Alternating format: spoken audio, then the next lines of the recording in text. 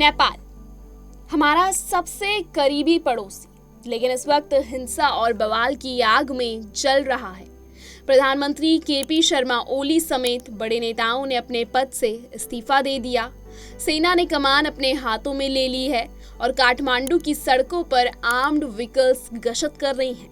सवाल ये है कि क्या नेपाल गृह युद्ध की तरफ बढ़ रहा है? और सबसे बड़ा सवाल, क्या भारत ने अपने पड़ोसी देश के लिए कोई बड़ा फैसला लिया है? पीएम मोदी की हाई लेवल बैठक के बाद अब सबकी नजरें उनके फैसले पर टिक गई हैं। क्या है पूरी खबर, बताते हैं आपको, लेकिन उससे पहले हमारे चैनल को सब्सक्राइब कर दीजिए। सवाल यह है कि नेपाल में इस पूरे संकट पर भारत क्या कर रहा है, और खासकर प्रधानमंत्री नरेंद्र मोदी ने जो cabinet committee on security CCS की बैठक बुलाई, क्या उसमें नेपाल के लिए कोई बड़ा फैसला लिया गया? यही सबसे बड़ा सस्पेंस बना हुआ है। पिछले 2 दिनों से नेपाल में हिंसा, आगजनी और तोड़फोड़ की तस्वीरें सामने आ रही हैं। जेनजी प्रदर्शनकारी सड़कों पर हैं, सरकारी इमारतें जल रही हैं, नेताओं के घरों को निशाना बनाया जा रहा है, यहाँ तक कि संसद तक में आग लगा दी गई। हालात इतने खराब हो गए कि प्रधानमंत्री केपी शर्मा ओली, राष्ट्रपति और कई मंत्रियों ने इस्तीफा दे दिया। अब पूरा कंट्रोल नेपाल आर्मी के हाथों में है। काठमांडू की सड़कों पर बख्तर बंद गाड़ियां घूम रही हैं। इस पूरे घटनाक्रम पर भारत के प्रधानमंत्री नरेंद्र मोदी ने पहली बार बयान दिया। पीएम मोदी ने कहा, नेपाल में हुई हिंसा हृदय विदारक है। ये जानकर पीड़ा हुई कि इसमें कई युवाओं की जान गई है। नेपाल की स्थिरता, शांति और समृद्धि भारत के लिए अत्यंत महत्वपूर्ण है। मैं नेपाल के अपने सभी भाई बहनों से अपील करता हूं कि वे शांति व्यवस्था बनाए रखें। निखिल, नेपाल में बदलते हालात को देखते हुए भारतीय नागरिकों को विदेश मंत्रालय ने कुछ सलाह दी है। पहली सलाह दी है, जो लोग भारत से नेपाल जा रहे हैं उनके लिए बोला गया है कि नेपाल की सिचुएशन को समझते हुए नेपाल ना ट्रैवल करें, जहां पर हैं वहीं पर रहें।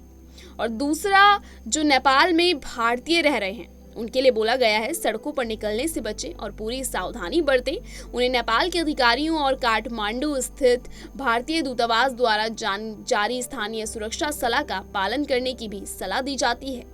किसी भी सहायता की आवश्यकता होने पर उन्हें भारतीय दूतावास के निम्नलिखित हेल्पलाइन नंबरों पर कॉल करने के लिए भी बोला गया है। एक बार वो नंबर हम आपको भी बता देते हैं, 97798086028881। दूसरा नंबर है 97798103263134। और सबसे अच्छी बात यह है कि इन नंबर्स पर व्हाट्सएप कॉल भी अवेलेबल है। ये बयान पीएम मोदी ने हिमाचल और पंजाब दौरे से लौटने के बाद CCS की अहम बैठक में चर्चा करने के तुरंत बाद दिया। अब सबसे बड़ा सवाल यही है, क्या इस बैठक में नेपाल को लेकर कोई बड़ा फैसला लिया गया? CCS मीटिंग में पीएम मोदी के साथ रक्षा मंत्री राजनाथ सिंह, गृह मंत्री अमित शाह, वित्त मंत्री निर्मला सीतारमण और विदेश मंत्री S जयशंकर मौजूद थे। चर्चा गहन रही और कई सूत्रों के मुताबिक भारत हालात पर करीब से नजर रखे हुए है। सस्पेंस यहां से और गहरा हो गया, क्योंकि अब तक साफ तौर पर यह नहीं बताया गया कि भारत नेपाल को मदद भेजेगा या नहीं। क्या भारत सेना या मानवीय सहायता के तौर पर कोई कदम उठाएगा? क्या नेपाल सरकार या सेना ने भारत से आधिकारिक मदद मांगी है? भारत और नेपाल के रिश्ते सिर्फ पड़ोसी भर नहीं है, दोनों देशों की खुली सीमा है। करोड़ों लोग रोजाना आवाजाही करते हैं। भारत में लाखों नेपाली रहते और काम करते हैं। नेपाल में अस्थिरता का सीधा असर भारत की सुरक्षा और सीमाई इलाकों पर पड़ सकता है। भारत इस बात से भी चिंतित है कि अगर हालात लंबे समय तक काबू में नहीं आते तो फॉरेन पावर्स नेपाल में एक्टिव हो सकती हैं। नेपाल में इस वक्त सबसे बड़ा खतरा है आर्मी वर्सेस पब्लिक का आमना सामना।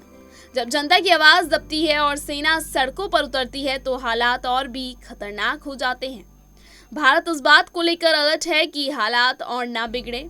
तो कुल मिलाकर नेपाल की राजधानी काठमांडू में फौज की गाड़ियां घूम रही है, संसद जली हुई है, प्रधानमंत्री और राष्ट्रपति ने इस्तीफा दे दिया है और देश उथल फुथल में है। भारत की तरफ से पीएम मोदी का बयान आया है, अपील आई है, लेकिन फैसले पर अभी भी सस्पेंस बरकरार है।